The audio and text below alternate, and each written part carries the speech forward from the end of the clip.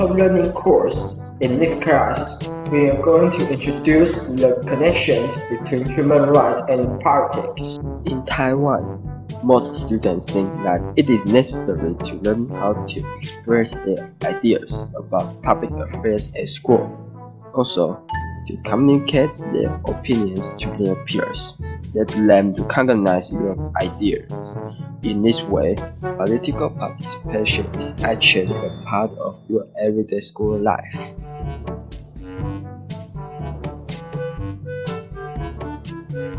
Hey Jack, do we have students' union? Of course.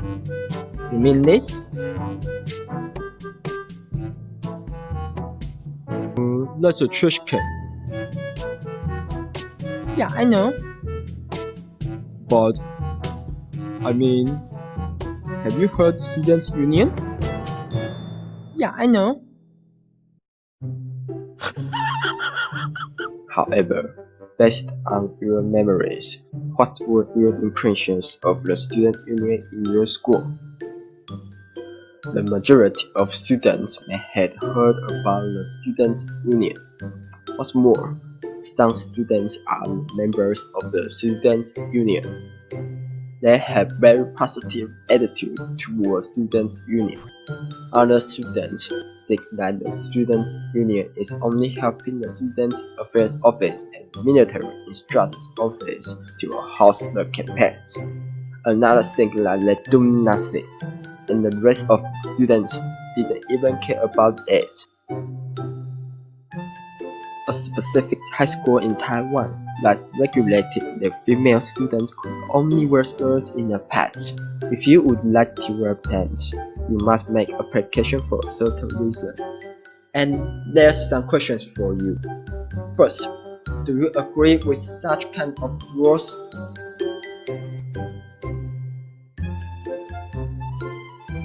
And what are your thoughts when you are encountering with such situations?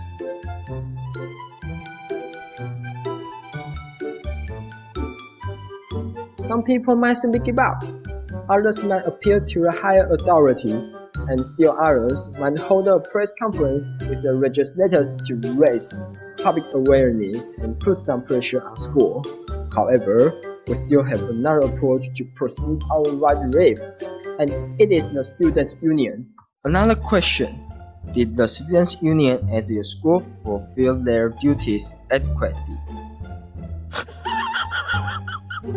The connection between student union and student rights is that the student union is to urge the school to take student opinions into consideration before they make important changes of student regulations. In addition, student union helps students seek for solutions in the system when their rights are violated. However, the organizational structure of student union is nothing more than task units of routine affairs. In the most student union in high school, they rarely have a student rights division to support students when their rights get affected. Next, we can see that in the past, the low voting rates in election of a students' union can be seen as a sign of insufficiency in legitimacy. There might be only one group of candidates join the election of students' union chief. Moreover, to reach the election threshold, the only group of candidates have to raise the voting rate by certain incentives. No one cares. As we have mentioned before, the student union, a bridge between students and school, has to summarize the opinions from students whose rights were affected. For example, hosting the public hearings. In school's formal committee and meetings, students' union has a right and duty to provide opinions based on majority of students. However, some teachers and school administrators think that the students don't have enough social experiences and ideas are not realistic. So, they put a big question mark on the students' opinions at the meeting. However, teachers and school administrators were one student too. If they don't give any chances and pay any attention to the voices from students, when is the time for students to learn how to participate in the discussion of public affairs? This is school, let me try it. You are inexperienced. So I have to try it at school. You are inexperienced. But you are inexperienced. The entire process is not only for members of the students' union to think about how the public issues is generated and resolved. Even if they are not the members of the students' union, to develop civic literacy, it is still a precious opportunity to learn how to be rational, how to exchange opinions with others, or to make others supporting or recognizing your ideas. The student union is a chance for students to learn how the democratic process should work. As students walking into polling stations, it is not only about voting to the student union chief, but also a declaration to the society and the school that as students they are willing to participate in public affairs, and students should not be absent from the various school decision-making process. So, the students' union is actually more important than we had imagined. The United Nations Convention on the Rights of the Child defines that anyone under the age of 18 is a child. As mentioned in the General Comment number 20, if states decide to lower the voting age to under 18 years, they should invest in measures that support adolescents to understand, recognize, and fulfill their role as active citizens, including through citizenship and human rights education, and by identifying and addressing barriers to their engagement and participation. The students' union is a means of being implemented as a guarantee of students' right to be heard or to participation. The CRC is not only a guarantee that enables students to practice participating in public affairs, but also to ensure that they can discuss the public issues with the same precision as citizens. Therefore, students who are concerned with related issues will notice that there has been an appeal in Taiwan to revise citizenship from the age of 20 to 18. According to the provisions of the CRC, it is necessary to support adolescents to understand, recognize, and fulfilling their role as a citizen, from granting citizenship to young people over 18 years old. And there are 4 principles of CRC are particularly emphasized. First, prohibition of discrimination in Article 2. Second, the best interest of the child in Article 3. Third, the right to life, survival, and development in Article 6. Fourth, the right to participate and the right to be heard in Article 12. Article 12, the right to be heard and to participate, also mentioned the states should ensure that children who have capacity to form their opinions and the right to express their thoughts freely on everything that affects them. The opinions they express should be weighed depending on their maturity. Children should be given the opportunities to express their opinions directly through representatives or appropriate organizations in accordance with provisions of national laws and administrative procedures that affect themselves in particular. In addition, the CRC also pointed out that adult understanding and the awareness of youth participation is very important for the possession of a right, and it encourages rights to invest in training and awareness raising, particularly for parents and caregivers, professionals working with and for adolescents, policy and decision makers. Support is needed to enable adults to become mentors and facilitators, so that adolescents can take greater responsibilities for their own lives and the lives of those around them. From the previous context, we can see that CRC guarantees the right of young people to express their opinions on all matters they care about based on their maturity. and to ensure that these opinions are valued in critical decisions about young people's careers. Also, in the CRC General Comment No. 20, it emphasized the importance of political participation as a means of political and civil cooperation. Adolescents can negotiate, proclaim their rights, and hold countries accountable to such measures. To develop active citizenship, it is crucial that governments accept the policy to improve the rules for adolescents getting involved into the discussion of public affairs. Adolescents can connect with peers, engage in political process, and increase their sense of agency to make informed decisions. Therefore, they need to be supported in forming organizations through which they can participate in a variety of means, including digital media. The social movement of Sunflower in 2014, most of its participants are young people. Thus, the discussion of revising the age of citizenship emerged again. So, what exactly is citizenship?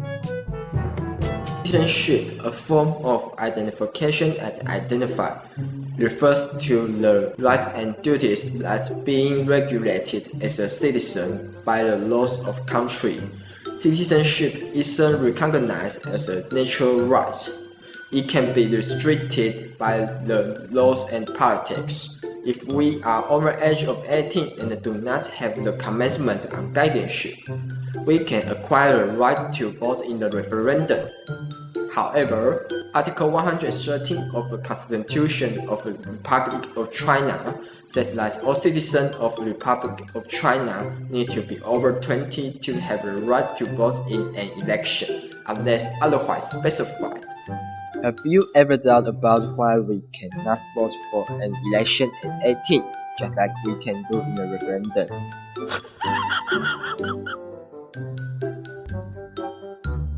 Back to a time when Taiwan was colonized by Japan, the suggestion of the age of citizenship should be 18 had proposed from the Taiwan Parliament setting petition movement.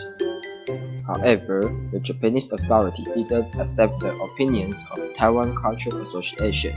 Until 1935, the male Taiwanese citizens about 25 and paid taxes have the right to vote for half of the members of each class of parliament. Could we set the parliament and lower citizenship to 18 in Taiwan? No. What? Are you serious? You said that we were Japanese too. Okay, then. Male above 25 and pay taxes have the right to vote for half of the members of each parliament.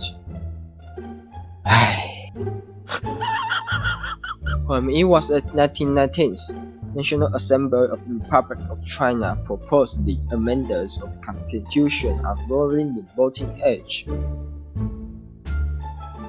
It might be the time to lower the age of citizenship. What? Are you serious? No! However, it didn't pass because the number of people did not reach the legal standards. Until 2000, Taiwan Alliance for Advancement of Youth Rights and Welfare launched a movement to campaign their thoughts on lowering the voting age.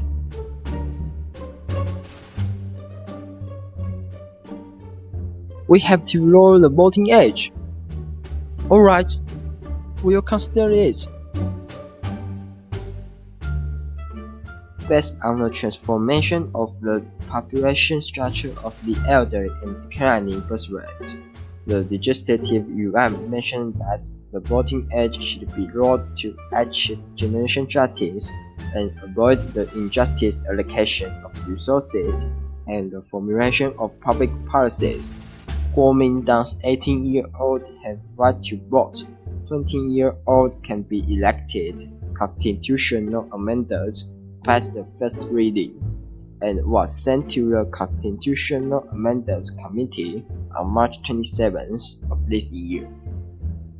The supported viewpoint: according to the criminal law, as long as reaching the age of 18, we are fully responsible for juridical acts.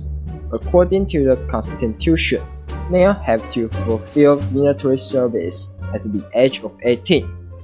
You can even be tested at the age of 16. However, people cannot become a person with full capacity in the civil law until the age of 20. People who are over 18 do not even have the right to vote because they didn't reach 20. It is the imbalance between the rights and duties. Lowering the voting age will improve the lives of youth. Young people have a right to be heard and to have their interests taken seriously. However, by disenfranchising young people, society tells young people that they do not have anything of value to add to the political conversations in our society. It also gives politicians permission to ignore their rights and interests, as people under 20 have no way to hold their representatives accountable. 18-year-old adolescents can make their judgments independently. With the development of information and the progress of the times, young people have increased their knowledge and information approaches more than their past. Age does not equal the level of the maturity. Whether a person's mind is mature can be judged by age. It must be investigated through strict investigations. From a practical perspective, there are immature adults in the society. Should we deprive their citizenship because that they are too immature to have it? The opposite viewpoint, the main opinion is that the 18-year-old adolescents do not have mature mentality yet. Have you ever seen any comment on the internet that is similar to the one shown in the picture? The cost and threshold for amending the Constitution is extremely high, and in consumes social cost event, the difference between the age of 18 and 20 is only 2 years, and the article of the right to vote lies in the Constitution. If we want to revise it, it is necessary to activate the procedure of amending the Constitution and pay a huge social cost. The international trend is to revise the age of citizenship down to 18. Taiwan should consider our own political environment and conditions rather than blindly following the international trend. After introducing the issue of lowering voting age, do you support revising the age of citizenship? And what are your thoughts? The authority and the opposition party have reached the consensus on lowering the age of citizenship. It depends on whether the consensus of the society can be united after the amendment is proposed. After understanding the meaning of citizenship, it is crucial to know how to defend the rights that we are deserved. However, fulfilling duties as a responsible citizen is also an important topic to think. And that's the end of my video and voices. Thanks for watching. Bye bye.